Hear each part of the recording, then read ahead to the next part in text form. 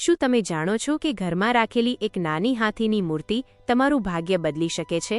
હા, હાથી માત્ર શક્તિનું પ્રતીક નથી, એ વાસ્તુશાસ્ત્રમાં સમૃદ્ધિ, રક્ષણ અને શાંતિનું પ્રતીક માનવામાં આવે છે. પરંતુ જો એ ખોટી જગ્યાએ રાખવામાં આવે તો એ શુભતાને બદલે અશુભતા લાવી શકે છે. તો ચાલો આજે જાણીએ, હાથીની છબી ઘરે રાખવી શુભ છે કે અશુભ, અને ક્યાં રાખવાથી જીવનમાં વૃદ્ધિ થાય છે અને ક્યાં રાખવાથી મુશ્કેલીઓ વધે છે. પરંતુ વિડિયો શરૂ કરતા પહેલા, જો તમને આવી વાસ્તુ અને આધ્યાત્મિક માહિતી ગમે તો આ વિડિયોને લાઇક કરો અને ચેનલ ધાર્મિક જ્ઞાનને સબસ્ક્રાઇબ કરો, તેથી આવી જ જાણકારી આપ સુધી સતત પહોંચી રહે. ઘણા ઘરોમાં આપણે જોયું હશે કે લોકો હાથીની મૂર્તિ કે ચિત્ર રાખે છે, ક્યારેક લિવિંગ રૂમમાં, ક્યારેક દરવાજા પાસે તો ક્યારેક મંદિર પાસે. કારણ કે સૌને લાગે છે કે હાથી એટલે શક્તિ, બુદ્ધિ અને સમૃદ્ધિનું પ્રતીક. પરંતુ શું હાથીની છબી કે મૂર્તિ હંમેશા શુભ જ હોય છે? શું એને ક્યાંય પણ રાખી શકાય છે? આજ આપણે આ રહસ્ય વાસ્તુશાસ્ત્રના આધારે સમજીએ. હાથી હિન્દુ સંસ્કૃતિમાં ખૂબ પવિત્ર માનવામાં આવે છે. ભગવાન ગણેશજીનું વાહન પણ હાથી છે અને સ્વયં ગણેશજીના મુખનું પ્રતીક પણ હાથી જ છે. હાથી એટલે બુદ્ધિ, શાંતિ, ધૈર્ય અને સ્થિરતા. જ્યારે ઘરમાં હાથીની છબી અથવા મૂર્તિ યોગ્ય દિશામાં રાખવામાં આવે છે, ત્યારે તે ઘરમાં સકારાત્મક ઉર્જા અને સમૃદ્ધિ લાવે છે. પરંતુ જો એ ખોટી જગ્યાએ કે ખોટી દિશામાં રાખવામાં આવે તો એ ઉર્જા વિપરીત અસર આપે છે. ઘરમાં અશાંતિ, અટકણીઓ અને વિવાદો વધી શકે છે. વાસ્તુશાસ્ત્ર કહે છે કે હાથીની છબી અથવા મૂર્તિ ઘરના મુખ્ય દ્વાર પાસે અંદર તરફ મૂકવી શુભ માનવામાં આવે છે, કારણ કે હાથી શક્તિ અને રક્ષણનું પ્રતીક છે. જ્યારે ઘરના પ્રવેશ દ્વાર પાસે એ રહે છે, ત્યારે તે ઘરમાં પ્રવેશતી નકારાત્મક ઉર્જાને અટકાવે છે અને સકારાત્મક ઉર્જાને આમંત્રણ આપે છે. ખાસ કરીને જો હાથીની જોડ મૂર્તિ રાખવામાં આવે, એક જોડી હાથીઓની, તો તે ઘરમાં એકતા અને સંતુલન વધારવાનું કામ કરે છે.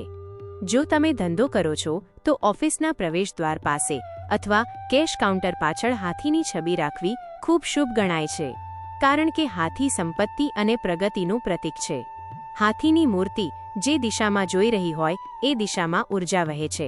તેથી હંમેશા હાથીની મૂર્તિ ઘરની અંદર તરફ જોઈ રહી હોય એવી રાખવી જોઈએ, બહાર તરફ નહીં. જો એ બહારની તરફ જોશે તો તે ઘરની સકારાત્મક ઉર્જા બહાર વહેંચી નાખશે. ઘરના ઉત્તર દિશામાં હાથીની મૂર્તિ રાખવી પણ ખૂબ શુભ ગણાય છે, કારણ કે ઉત્તર દિશા કુબેરજીની દિશા છે. એ દિશામાં હાથીની છબી રાખવાથી ધનવૃદ્ધિ અને વ્યવસાયમાં પ્રગતિ થાય છે. જો ઘરમાં બાળકો અભ્યાસ કરે છે તો તેમના રૂમમાં નાનું હાથીનું ચિત્ર રાખવાથી તેમની એકાગ્રતા અને સ્મરણ શક્તિ વધે છે. પરંતુ એક વાત ખાસ ધ્યાનમાં રાખવી, હાથીની છબી અથવા મૂર્તિ શયનખંડમાં રાખવી અશુભ માનવામાં આવે છે, કારણ કે હાથીની ઉર્જા ગતિશીલ છે અને બેડરૂમની ઉર્જા શાંત. આ બે ઉર્જાઓ વિરુદ્ધ છે, જેના કારણે સંબંધોમાં અસ્થિરતા અને તણાવ આવવાની શક્યતા રહે છે.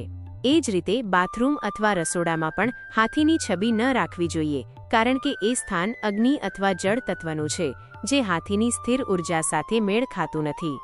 વાસ્તુશાસ્ત્રમાં હાથીને શક્તિ અને સંરક્ષણનું પ્રતિનિધિ ગણવામાં આવ્યું છે, એટલે કે જ્યાં હાથી હોય ત્યાં ભય, અડચણો અને દુર્ઘટનાઓથી રક્ષણ મળે છે.